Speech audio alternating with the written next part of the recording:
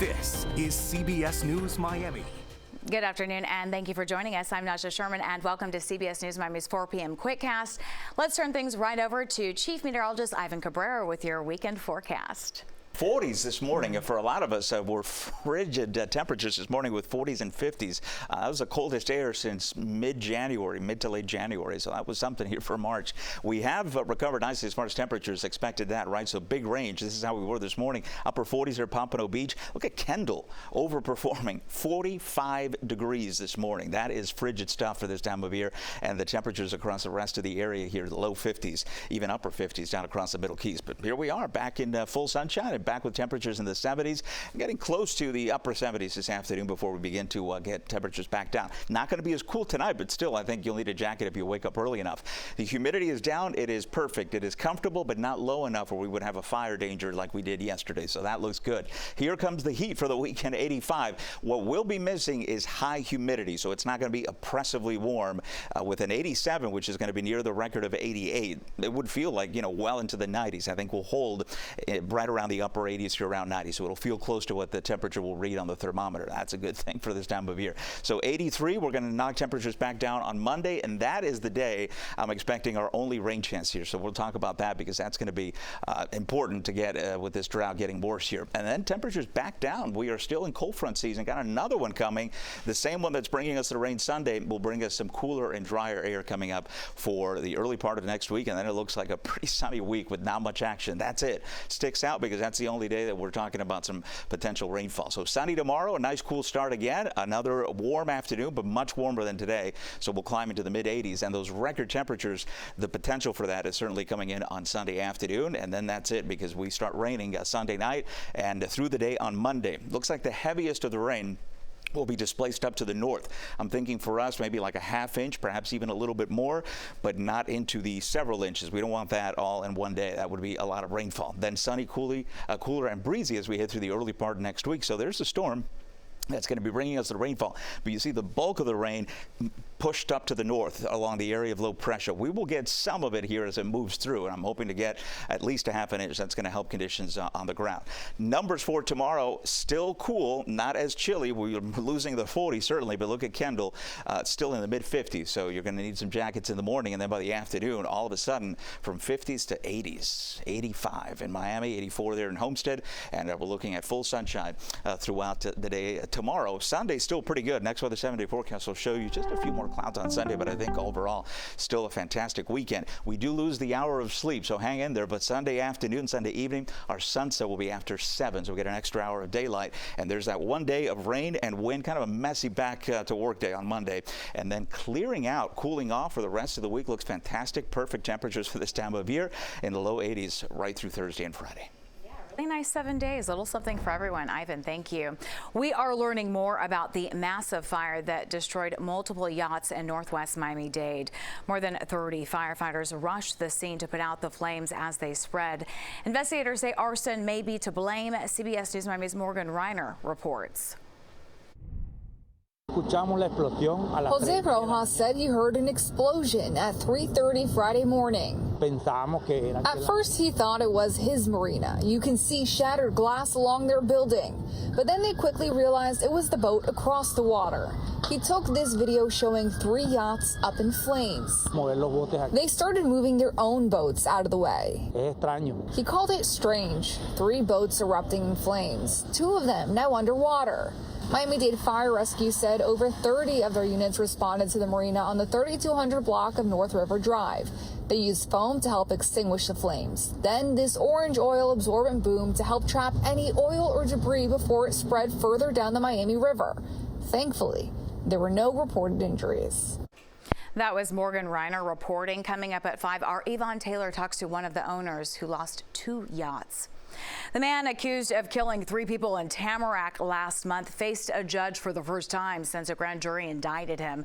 He is now charged with first-degree murder. CBS News Miami's Ted Scouten has more on what we learned in the hearing. Wearing a maximum custody inmate jail uniform, accused killer Nathan Gingles appears in court. We're here for an arraignment. Gingles is facing 3 counts of premeditated murder. He's accused of killing his estranged wife Mary, her father David Posner, and neighbor Andrew Farron, who tried to help her. It happened at the couple's Tamarac home last month. Mary had filed a restraining order against Gingles after several domestic violence incidents. He's also accused of kidnapping and child abuse after fleeing with his 4-year-old daughter. Gingles entered a not guilty plea in court during a brief hearing this morning.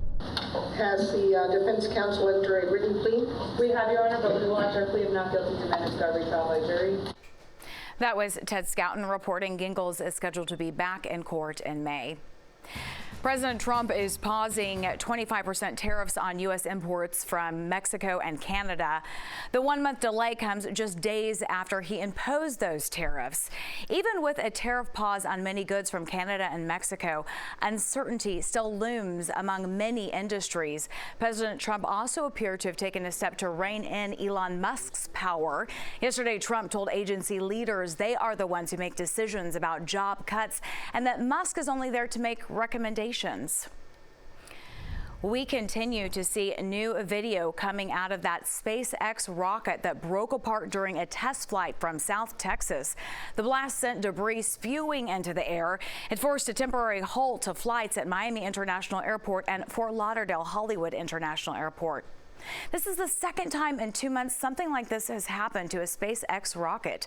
CBS News Miami's Mark Strassman reports.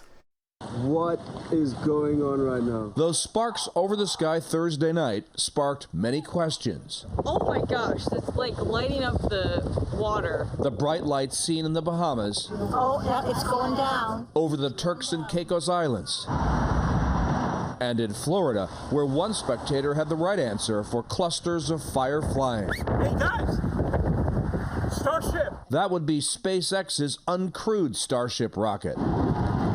It was the 8th test flight of the world's largest and most powerful rocket, but it didn't fly far after lifting off from Boca Chica, Texas. Stage separation. It did fly its first stage booster back into the chopstick-like arms of its launch tower as planned and seemingly perfect. But nearly 2 minutes later, a malfunction. The rocket started to spin out of control while in space. You can see we've lost several engines and we've lost attitude control of the vehicle. SpaceX said the vehicle experienced a rapid, unscheduled disassembly and then lost contact with Starship. That's when people saw the spectacular show of debris in the sky.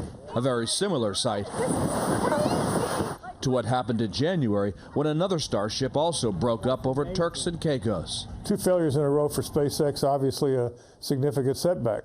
A setback in getting American boots back on the moon, says CBS News space analyst Bill Harwood. The company has to put together a string of successful flights to convince NASA it's reliable enough and safe enough to put astronauts on board. And how long that's going to take is anybody's guess. SpaceX, founded by Elon Musk, has billions of dollars in NASA contracts to use this rocket to return astronauts to the moon through the agency's Artemis program by 2027, and before China puts their own on the lunar surface. But Musk and his new boss also have big plans for the rocket to go beyond. Elon, get those rocket ships going because we want to reach Mars before the end of my term. We want to do it. For now, all Starship flights are on hold, while the FAA orders SpaceX to investigate. I'm Mark Strassman. When we come back, my one-on-one with one of the stars of the hit show Tracker. There have been recent sightings of marine mammals and fish just a few miles off the coast of South Florida, and the video is stunning. CBS News Miami's Erica Gonzalez takes a closer look at the issue in a special report coming up Monday on CBS News Miami's Morning Edition. Here's a sneak peek. He's in the jump bag. He's in the jump. Captain James Pakovich was fishing for yellowtail snapper in the Keys back in January when this great white started chomping on the bait trail they set out. It's wonderful. I mean, I'm totally fascinated by sharks, and, you know, it's basically a dream come true. And hear from a number of local fishermen who have made these rare ocean sightings and an expert who talks about what might be behind them. That is Monday morning at 6 a.m. only on CBS News Miami. Some primetime television shows grow on viewers over time. Others have that magic touch right out of the gate. Such is the case with Tracker. It hit the ground running since its debut after the Super Bowl in 2024 and hasn't looked back since. Here's a sneak peek at Sunday night's episode. Well, I'd be breaking the rules then, wouldn't I? Well, I'd like to think of it more as bending them for a really good cause. And what's in it for me? Avoiding criminal obstruction, for starters, because see, if there is something in that unit that could help my case and you stand in the way, that's a crime. And if that charge were to stack on top of any other priors that you may have, which I'm not assuming that you do, you may find yourself in a heap of trouble. Ron? Fiona Rene plays a lawyer and a member of that team that backs up star Justin Hartley's character. Renee's character has a big role in Sunday's episode, and I had a chance to talk with her about Tracker and being a part of it all. For you, it has to be amazing to be part of such a successful show in this competitive landscape. Amazing is a small fraction of what it feels like. Yeah, it's a phenomenal experience. I feel like the luckiest girl in the whole world. What do you think it is that really resonates so much with fans? I think it's three things. One, Justin Hartley. Two, his relationships and the relationships on the show. And three, every episode is a new adventure and something new to experience, a new journey. And you can watch Tracker Sundays at 8 only on CBS Miami. And that does it for your CBS News Miami Quickcast. I'm Najahe Sherman. Stay tuned for more news right here on CBS News Miami, and have a great rest of your day.